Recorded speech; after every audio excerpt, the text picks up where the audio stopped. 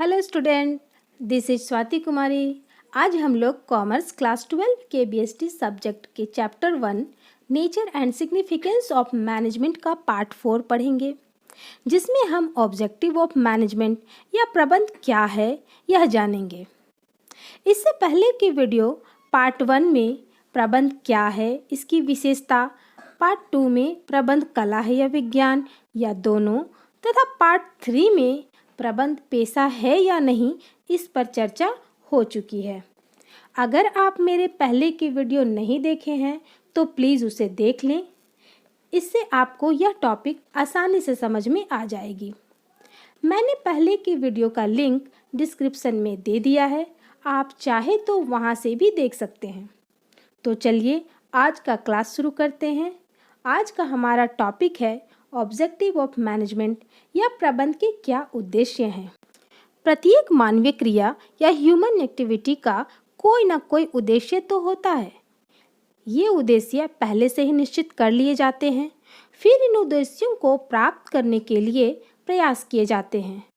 ठीक इसी तरह प्रबंध भी एक मानवीय क्रिया है, अतः प्रबंध के भी अनेक उद्देश्य हैं। इन्हीं उद्देश्यों के आधार पर मैनेजर अपने लक्ष्य तक पहुंचने की कोशिश करते हैं। ये उद्देश्य टॉप मैनेजर द्वारा ही निर्धारित किए जाते हैं। मैनेजमेंट या प्रबंध के उद्देश्यों को 3 भागों में बांटा गया है। पहला है ऑर्गेनाइजेशनल ऑब्जेक्टिव, संगठनात्मक उद्देश्य। दूसरा सोशल ऑब्जेक्टिव, सामाजिक उद्देश्य। और तीसरा है पर्सनल ऑब्जेक्टिव, व्यक्तिगत उद्देश्य। तो चलिए अब हम लोग पहला उद्देश्य यानी ऑर्गेनाइजेशनल ऑब्जेक्टिव, संगठनात्मक उद्देश्य क्या है, इस पर चर्चा करते हैं। संगठनात्मक उद्देश्य किसी भी मैनेजमेंट का मुख्य उद्देश्य या मेन ऑब्जेक्टिव होता है, जो संगठन के आर्थिक लक्ष्यों को प्राप्त करने के लिए आवश्यक है। किसी भी संगठन का मुख्य उद्देश्य सबसे कुशल एवं प्रभावी तरीके से मानव एवं अन्य संसाधनों का उपयोग करना होता है, ताकि संगठन बाजार में सरवाइव कर सके, प्रॉफिट कमा सके और ग्रो कर सके। इसलिए कहा जाता है कि प्रत्येक संगठन का लक्ष्य 3 संगठनात्मक उद्देश्यों सर्वाइवल, प्रॉफिट और ग्रोथ को प्राप्त करना होता है। तो पहला उद्देश्य है सर्वाइवल या जीविका। हर संगठन का मूल उद्देश्य प्रतिस्पर्धी बाजार में लंबे समय तक जीवित रहना या मौजूद होना होता है, और यह तभी संभव है जब वह अपनी लागत और लाभ को पूरा करने में सक्षम हो। इसका मतलब है कि एक ऑर्गेनाइजेशन को अच्छे से रन करने के लिए उसकी इनकम इतनी तो होनी ही चाहिए कि उसकी लागत के बराबर हो। जैसे यदि किसी बिजनेस ऑर्गेनाइजेशन को चलाने के लिए 100 रुपये का खर्च आ रहा हो, तो उसकी इनकम कम से कम 100 रुपये तो होनी ही चाहिए। अगर इतना हो जाता है तो वह सर्वाइवल की कैटेगरी में आ जाता है। अगर वह ऑर्गेनाइजेशन इतना भी नहीं कमा पाती है तो समझिए कि वह ऑर्गेनाइजेशन बंद होने के कगार पर चली जाएगी। जब ये ऑब्जेक्टिव पूरा हो जाता है, अर्थात ऑर्गेनाइजेशन सरवाइव कर लेती है, तब दूसरा ऑब्जेक्टिव सामने आ जाता है, और वह है प्रॉफिट कमाना।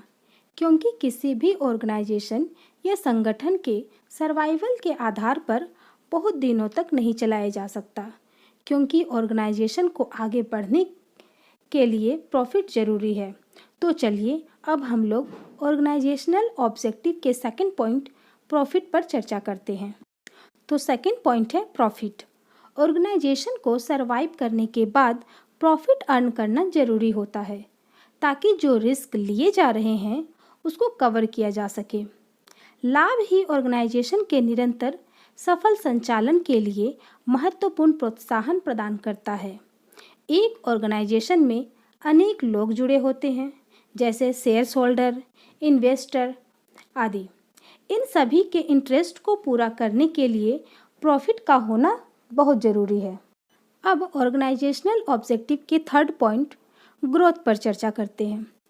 तो ग्रोथ या वृद्धि क्या है?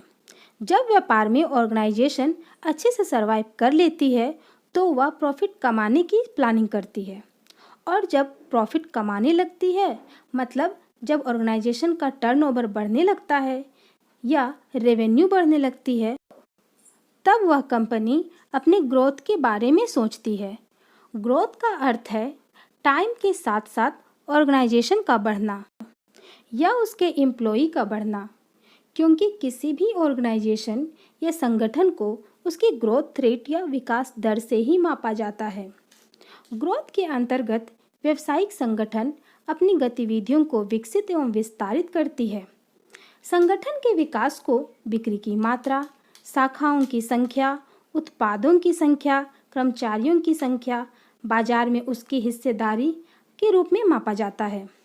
जबकि संगठन का विस्तार का अर्थ है व्यवसाय को एक राज्य से दूसरे राज्य, एक देश से दूसरे देश तक बढ़ाना। तो अब तक हम लोगों ने देखा ऑर्गेनाइजेशनल ऑब्जेक्टिव में कंपनी को सरवाइव करना है, प्रॉफिट कमाना है और ग्रोथ करना है। लेकिन ऐसा ना हो कि ऑर्गेनाइजेशन केवल प्रॉफिट या ग्रोथ पर ही ध्यान दे, क्योंकि कोई भी कंपनी केवल प्रॉफिट के लिए एग्जिस्ट नहीं करती है। इसलिए कंपनी को अपने सोशल ऑब्जेक्टिव्स और पर्सनल ऑब्जेक्टिव्स पर भी ध्यान देना चाहिए। तो चलिए अब हम लोग दूसरा उद्देश्य, सामाजिक उद्देश्य या सोशल ऑब्जेक्टिव्स के बारे में चर्चा करते हैं। सोशल ऑब्जेक्टिव्स, सामाजिक उद्देश्य। सामाजिक उद्देश्य का अर्थ संगठन के समाज के प्रति लक्ष्यों एवं दायित्वों से है। एक व्यावसायिक उपक्रम समाज का ही एक अंग होता है। समाज से अलग ना तो उसका कोई अस्तित्व होता है और ना ही सामाजिक उत्तरदायित्वों की पूर्ति किए बिना वह जीवित रह सकता है। अतः प्रबंधन को समाज की सेवा को ध्यान में रखकर ही अपने उद्देश्य निर्धारित करने चाहिए। सामाजिक उद्देश्य या सोशल ऑब्जेक्टिव का मतलब है कि प्रबंधन को हर समय पैसा कमाने की नहीं सोचना चाहिए, बल्कि उस समाज की सेवा करने की भी सोचना चाहिए जिस समाज में वह रहता है। अगर कोई कंपनी सिर्फ प्रॉफिट कमाने की सोचती है और समाज पर कोई ध्यान नहीं देती, और जब ऐसी कंपनी लॉन्ग रन में फंसती है तो उसका कोई साथ नहीं देता। गवर्नमेंट भी देखती है कि इस कंपनी की कोई सोशल एक्टिविटी तो है ही नहीं, तो ऐसी स्थिति में गवर्नमेंट भी सपोर्ट नहीं करती है। इसलिए कंपनी को चाहिए कि वह अपने सोशल ऑब्जेक्टिव पर भी ध्यान दे। अगर आप सोचेंगे कि बिजनेस ऑर्गेनाइजेशन को लैंड, मैन पावर या सारा इनपुट कहाँ से मिलता है और उसके प्रोडक्ट कौन खरीदते हैं, तो आपको आंसर मिलेगा raw material, land, man power सभी इन्वायरमेंट से ही तो मिलते हैं, जो सोसाइटी का ही एक पार्ट है, और प्रोडक्ट भी सोसाइटी द्वारा ही खरीदे जाते हैं। इसका मतलब यह हुआ कि हमारा बिजनेस चल ही रहा है सोसाइटी की वजह से, तो हमें भी इन रिटर्न सोसाइटी के लिए कुछ तो करना चाहिए। जब क्वेश्चन उठता है कि बिजनेस ऑर्गेनाइजेशन को क्या करना चाहिए, तो अब हम बात करते हैं कि एक बिजनेस ऑर्गेनाइजेशन को अपने समाज के लिए निम्न कार्य करने चाहिए। पहला, using environmental friendly method of production. उत्पादन के लिए पर्यावरण के अनुकूल तरीकों का उपयोग करना। इसका मतलब है कि हर एक प्रोडक्शन यूनिट को उत्पादन के लिए पर्यावरण के अनुकूल तरीकों का उपयोग करना चाहिए, अर्थात ऐसी चीज़ें प्रोड्यूस करनी चाहिए जो इन्वायरमेंट के लिए बेनिफिशियल हो। ऐसा कोई भी चीज़ प्रोड्यूस नहीं करनी चाहिए जो इन्वायरमेंट को हानि पहुंचाए, अर्थात इको फ्रेंडली चीज़ें ही प्रोड्यूस करनी चाहिए। अभी जो स्वच्छ भारत अभियान है वह इसी को फोकस कर रहा है कि इको फ्रेंडली प्रोडक्शन का ही यूज़ हर ऑर्गेनाइजेशन या बिजनेस करे। सेकंड है supply of quality products at reasonable price. उचित मूल्य पर गुणवत्ता वाले उत्पादों की आपूर्ति। इसका मतलब है कि हर एक प्रोडक्शन यूनिट को क्वालिटी प्रोडक्ट ही प्रोवाइड कराना चाहिए ताकि समाज में उसकी गुडविल बन सके। इसके साथ ही अपने प्रोडक्ट को हमेशा रीजनेबल प्राइस में ही सेल करना चाहिए। तीसरा पॉइंट है एम्प्लॉयमेंट अपॉर्चुनिटी, रोजगार के अवसर उपलब्ध कराना। इसका मतलब है ऑर्गेनाइजेशन को रोजगार के अवसर उपलब्ध करानी चाहिए। रोजगार में जहां पर ऑर्गेनाइजेशन है वहां के लोगों को प्रेफरेंस देना चाहिए, कहीं और से एम्प्लॉय हायर करने के बजाय। इससे क्या होगा? इससे ऑर्गेनाइजेशन की सोसाइटी में गुडविल बनेगी। अब हम लोग चौथे पॉइंट पर चर्चा करते हैं। चौथा पॉइंट है organise educational, health and training programme, शैक्षिक, स्वास्थ्य एवं प्रशिक्षण कार्यक्रम। इसका मतलब है इन बिजनेस ऑर्गेनाइजेशन को education, health and training programme भी प्रोवाइड करानी चाहिए। यह प्रोग्राम सोसाइटी के लिए फ्री में या रीजनेबल कॉस्ट में पूरा किया जाना चाहिए, ताकि सोसाइटी के लोगों का knowledge level, skill level improve हो सके। कहीं पर ऑर्गेनाइजेशन को डोनेशन करना चाहिए तो कहीं चैरिटी की भी व्यवस्था करनी चाहिए। इससे क्या होगा? इससे यह होगा कि ऑर्गेनाइजेशन का सोसाइटी में गुडविल बनेगा।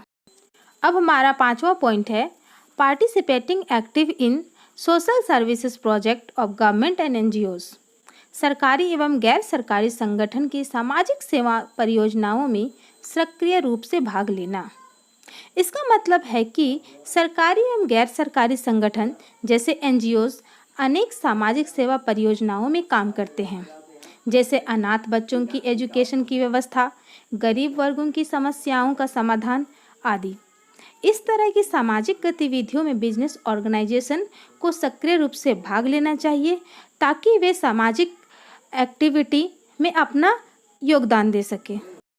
इस तरह आप समझ चुके होंगे कि सोसाइटी के अंदर ही बिजनेस ऑर्गेनाइजेशन होती है। बिजनेस ऑर्गेनाइजेशन सोसाइटी का ही एक पार्ट है। वो कहते हैं ना कि पानी में रहकर मगर से बैर नहीं होना चाहिए। ठीक उसी प्रकार बिजनेस ऑर्गेनाइजेशन और सोसाइटी दोनों एक दूसरे से अलग नहीं है और दोनों को एक दूसरे का साथ देना होता है। अब हम लोग प्रबंध का थर्ड एवं लास्ट ऑब्जेक्टिव की बात करते हैं। तो थर्ड ऑब्जेक्टिव है पर्सनल ऑब्जेक्टिव, व्यक्तिगत उद्देश्य। इस उद्देश्य का अभिप्राय संगठन के सदस्यों के निजी एवं व्यक्तिगत उद्देश्यों से है। इसके अंतर्गत संगठन के सदस्यों को संतुष्ट रखने का प्रयास किया जाता है। व्यक्तिगत उद्देश्य या तो आर्थिक लक्ष्य या पारिश्रमिक लक्ष्य या भौतिक आवश्यकताओं की पूर्ति संबंधी लक्ष्य होते हैं। इसका मतलब यह है कि हर एम्प्लॉय की अपनी अलग अलग आवश्यकता एवं अपनी अलग सोच है। एम्प्लॉय का बैकग्राउंड, उनकी हैबिट्स, उनका शैक्षिक स्तर एवं अनुभव सभी अलग अलग होती हैं। इन सभी को एक साथ लेकर चलना बहुत कठिन होता है, लेकिन यह जरूरी भी है, क्योंकि ऑर्गेनाइजेशन का सारा काम पीपल के थ्रू ही तो होता है।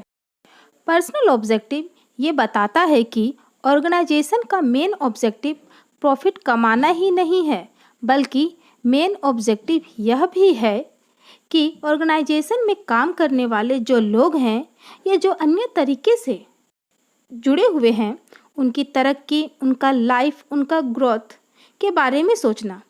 क्योंकि ऑर्गेनाइजेशन में जो भी काम कर रहे हैं उनके बारे में सोचना कहीं ना कहीं मैनेजमेंट का ही फर्ज बनता है।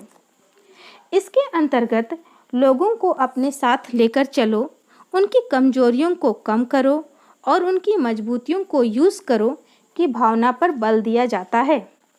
अगर एम्प्लॉय खुश है, मतलब यदि कंपनी अपने एम्प्लॉय की आवश्यकता को ध्यान में रखते हैं तो एम्प्लॉय खुश रहेगा और खुश मिजाज आदमी ज़्यादा से ज़्यादा काम करता है, मन से काम करता है और छुट्टी भी कम लेता है। और यह कंपनी के लिए अच्छा हो रहा होता है क्योंकि वह मन से काम करता है। इस प्रकार से यहाँ गिव एंड टेक वाला मामला हो जाता है।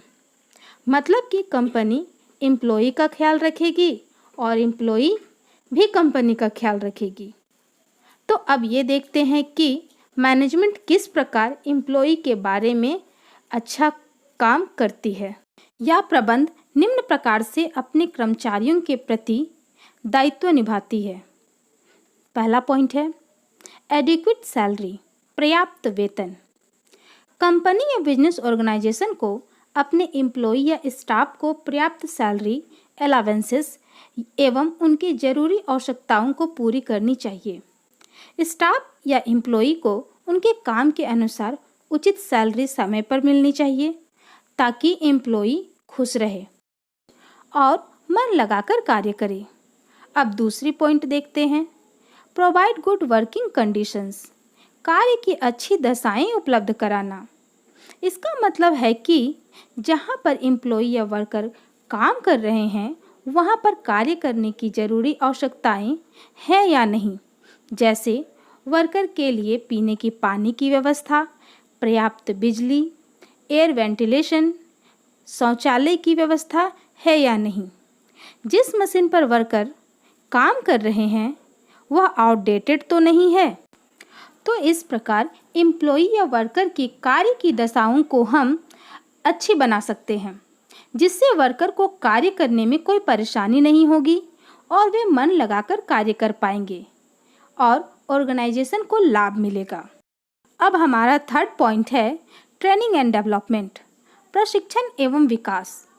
ऑर्गेनाइजेशन के एम्प्लॉय या वर्कर के पर्सनल ग्रोथ के लिए समय समय पर इन्हें प्रशिक्षित किया जाए, जिससे उनका knowledge level, skill level improve हो सके। अब नेक्स्ट पॉइंट है सोशल रिकॉग्नाइजेशन, सामाजिक पहचान। इसका मतलब है कि हर एम्प्लॉय यह चाहता है कि ऑर्गेनाइजेशन के साथ साथ उसका नाम सोसाइटी में भी हो। जैसे यदि किसी एम्प्लॉय को प्रमोशन देकर क्लर्क से मैनेजर बना दिया जाए तो उसकी सोसाइटी में इज्जत बढ़ जाएगी। एक और तो प्रमोशन पाकर उसकी सैलरी बढ़ेगी, जिससे उसका लिविंग स्टैंडर्ड बढ़ेगा और समाज में उसकी अलग पहचान बनेगी, जिससे वह खुश होगा और ऑर्गेनाइजेशन में अच्छी तरह काम करेगा। इस प्रकार हम देखते हैं कि पर्सनल ऑब्जेक्टिव बहुत ही इम्पॉर्टेंट है। अगर मैनेजमेंट अपने पर्सनल ऑब्जेक्टिव पर ध्यान ना दे तो कोई भी ऑब्जेक्टिव को वह अचीव नहीं कर पाएगा। तो स्टूडेंट, इस वीडियो में हमने सीखा कि प्रबंधन के क्या उद्देश्य हैं। तो उम्मीद करती हूँ कि आप लोग इस टॉपिक को समझ चुके होंगे। अगर आप लोगों को मेरा यह वीडियो अच्छा लगा तो प्लीज़ लाइक करें, शेयर करें और सब्सक्राइब करें और बेल आइकन को ज़रूर प्रेस करें ताकि आपको मेरी नेक्स्ट वीडियो का नोटिफिकेशन सबसे पहले मिल सके। Thank you.